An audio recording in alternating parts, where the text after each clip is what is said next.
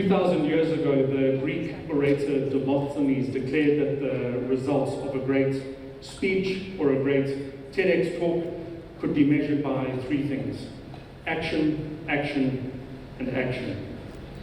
We'll come back to this. For now, I want to start with a quick quiz. 5 questions about the vast continent of Africa.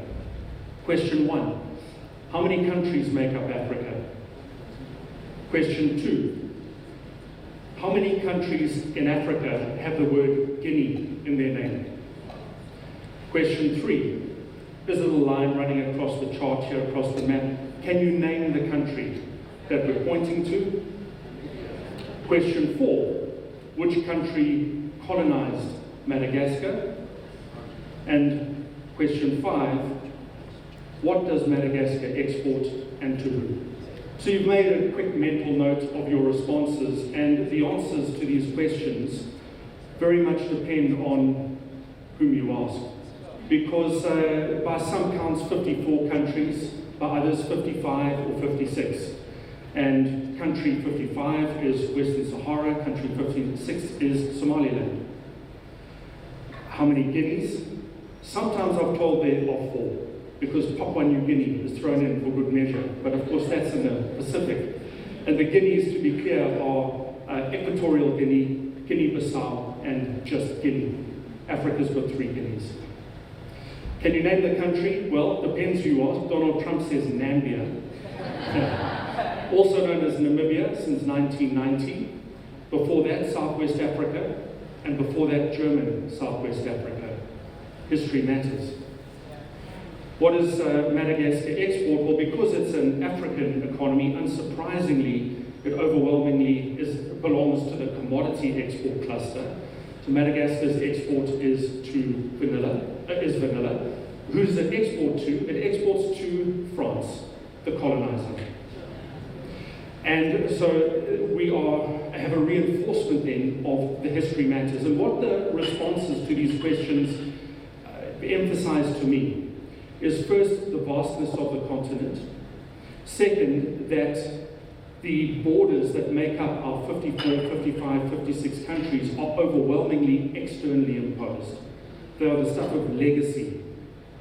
And whilst there is I suppose a temptation or a risk that when we think how well we did on this 5-question survey, there's a temptation to say, well, look how little I know. I want to make the exact opposite point.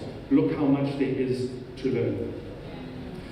This has been my work over the last 25 years or so. I've had the incredible privilege, fortune, of visiting and working in 22 of the more than 50 countries that make up Africa.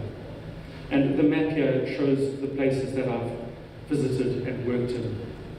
The place that I've spent most of my life, though, is South Africa, a country that the economic historian Charles de Kiewiet describes as a place that has advanced politically by disaster and economically by windfall.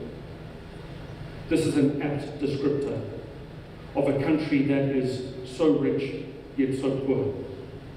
And whilst it is a specific observation made about South Africa, I think that this could be generalized to Africa, a continent that has advanced politically by disaster and economically by windfall. A continent that is so rich yet so poor. And the richness of Africa is measured by these episodes, and the poverty of Africa is measured by these episodes of windfall and disaster, discovery and enslavement. This is the story of our country and our continent. The poverty of Africa is abundant. It is everywhere. The development economist Dudley Sears says you can measure poverty by just 3 things. What's happening to inequality, what's happening to well-being, what's happening to unemployment. And if we apply these metrics to the continent, we find that nowhere on the world map do we find higher evidence and residence of poverty than the continent of Africa. 1 in 3 Africans live in absolute poverty, 420 million people. Of the world's 25 least developed countries, 21 are African. And if we use just a raw baseline measure, per person income of well-being, income per person in Angola, Burundi, the Democratic Republic of Congo, Gabon, Mozambique, Zimbabwe, is lower today than it was in 1990. 30 years of rampant poverty. Kevin Carter's harrowing picture captures the story of Africa. The grief, the pain, the agony of a continent. And it then manifests or parades itself in the cliches: cronyism, corruption, conflict, coups. We can add other C's to this. There's 2 big problems in the story of Africa, though, to me. The first problem is that this is a single story, a single narrative. It regards Africa as if the continent is a place. How many countries make up Africa? The parody says you can win Who Wants to Be a Millionaire by answering 1. Africa is a place. And it is anything but a place. The vastness, the diversity, the expanse of the continent shows extraordinary variation. That we can go from the giant landmass of Algeria, 2.4 million square kilometers, or its nearest approximator in landmass, the DRC, 2.3 million square kilometers, all the way down to the tiny but beautiful Eswatini, 17,000 square kilometers. That there is one country in all of Africa that has manufactures as its primary export. That country is Morocco, and it exports vehicles. All of you sit in your pockets, purses, hands, or in front of you, an export of the Democratic Republic of Congo. It's called cobalt. 70% of the world's supply of cobalt comes from the DRC. And if you need any evidence that there is a human cost to your smartphone, have a look at the working conditions in Kolwezi, in the DRC. I mentioned earlier that Burundi's per person income is lower today than in 1990. And in the same breath, Botswana, since achieving independence in 1966, is the fastest growing economy in the world. Africa is not a place. Stop that story. The second challenge in the narrative of Africa is that we deal with massive voids and deficits in information and knowledge. And that very often endeavors to fill those gaps are half-baked, ill-informed, or misguided. A bit like Jonathan Swift's cartographers of 300 years ago, where if they didn't know that there was a village there or a town there, they put an elephant on their maps. And to give you a sense of just how big the information deficit and void is in Africa, I'll give you 2 pieces of anecdotal evidence. That of the continent's more than 1 billion people, only half have been subject to population surveys in the last 10 years.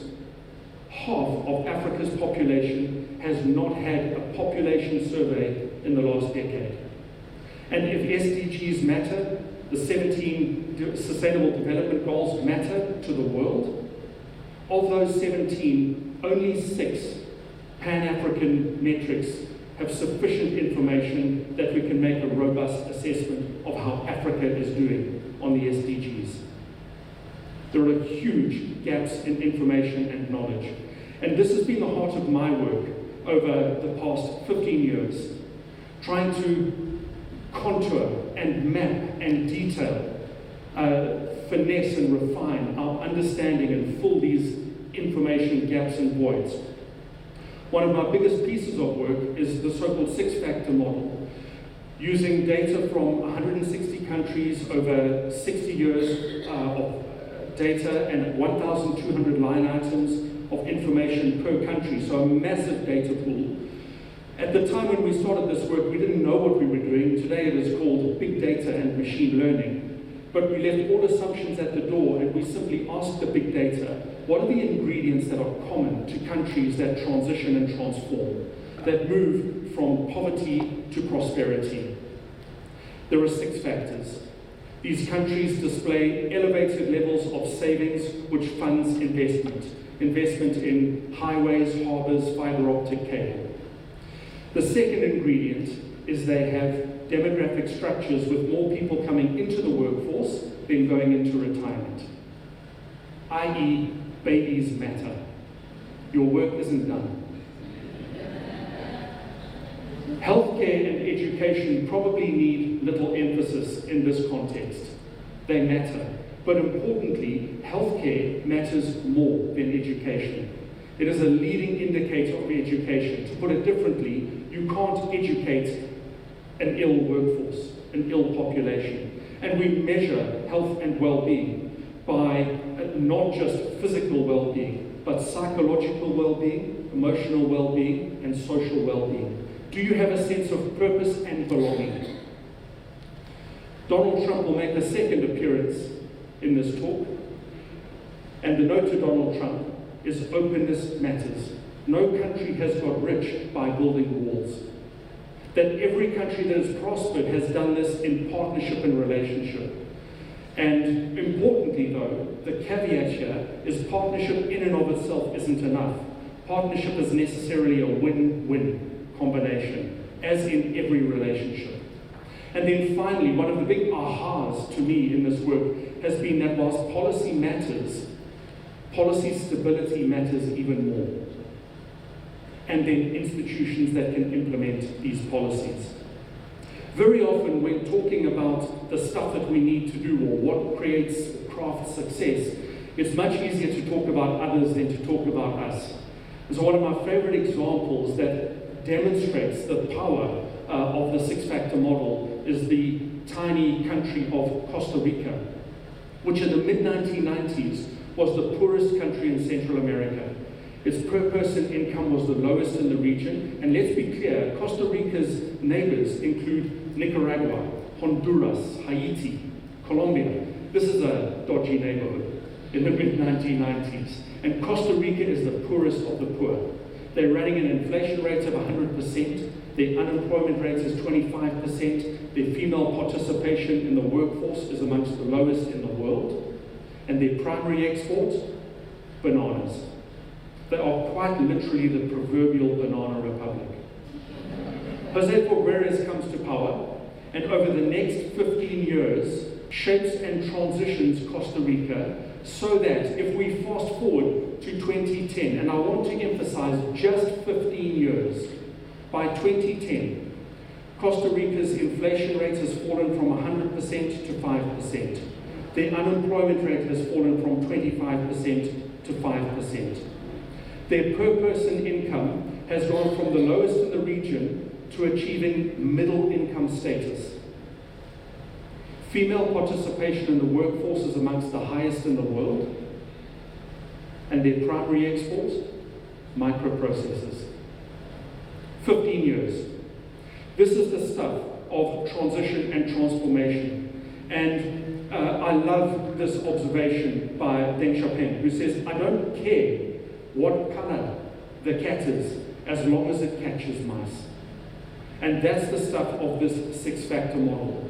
What is it that catches mice? Now, if we apply this to the African context, and we map the prospect of all 54 economies, this really emphasizes that Africa is not a place.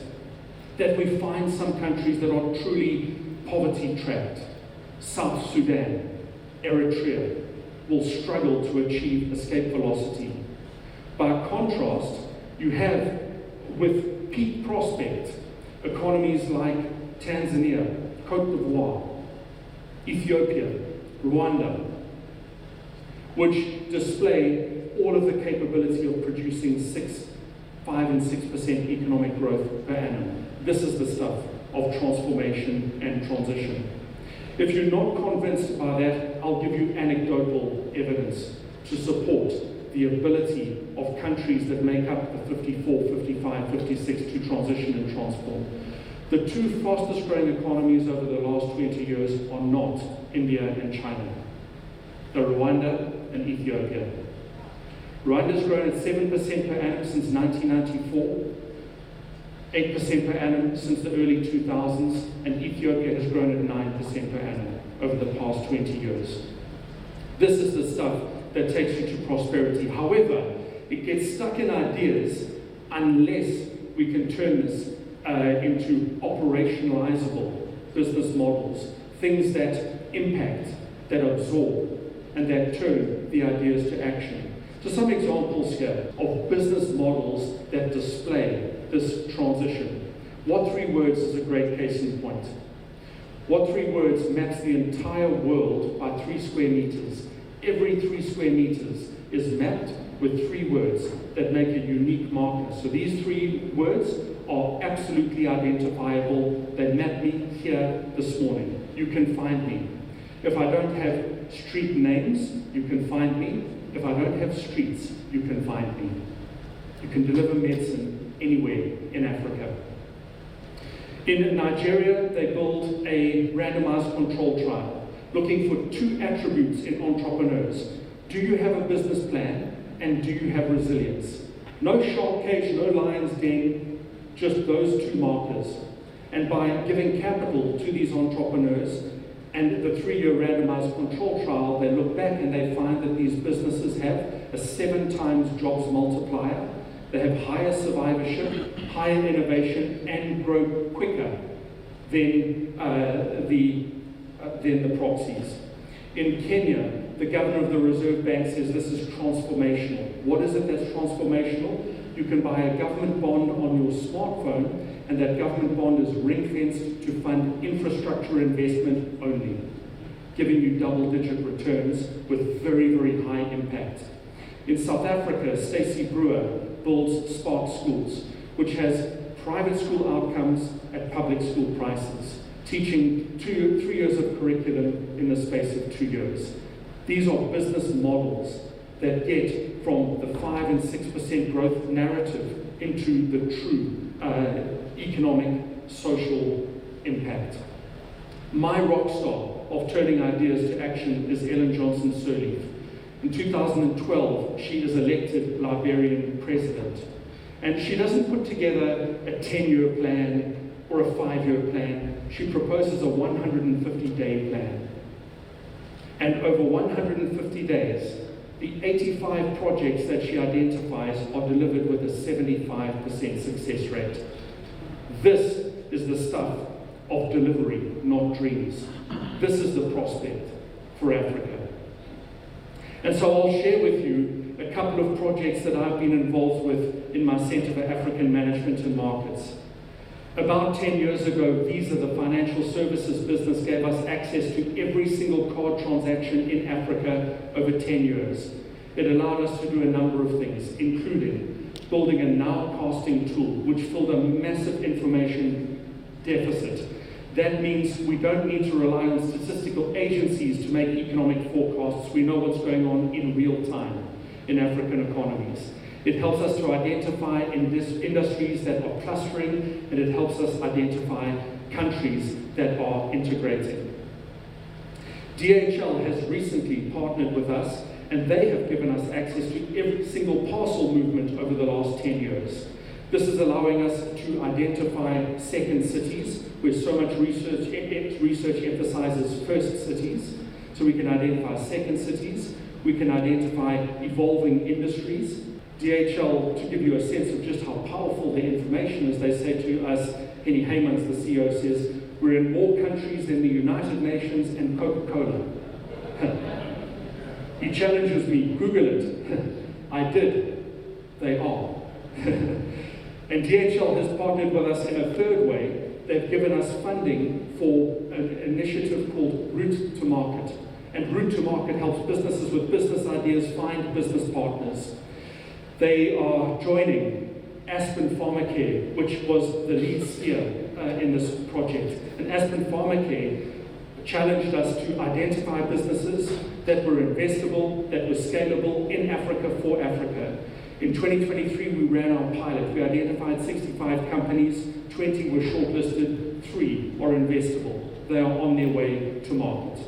And Genera Computer Services is an impressive, well-established Zimbabwean business. The CEO tells me a year ago, in a moment of frustration, we're struggling to innovate. We build for them an internal innovation challenge. And I am more than delighted, I'm absolutely thrilled to share with you that this time, a year later, Genera Computer Services has built 3 brand new businesses in Zimbabwe. A drones business, software security as a service business, and data administration for private schools. This is the stuff in getting from the ideas to the action. If we sit with the promise, it's just words. The promise is just words. If we turn the ideas to action, then hope becomes a strategy. I know what I'll be doing over the next 150 days. Join me. Thank you.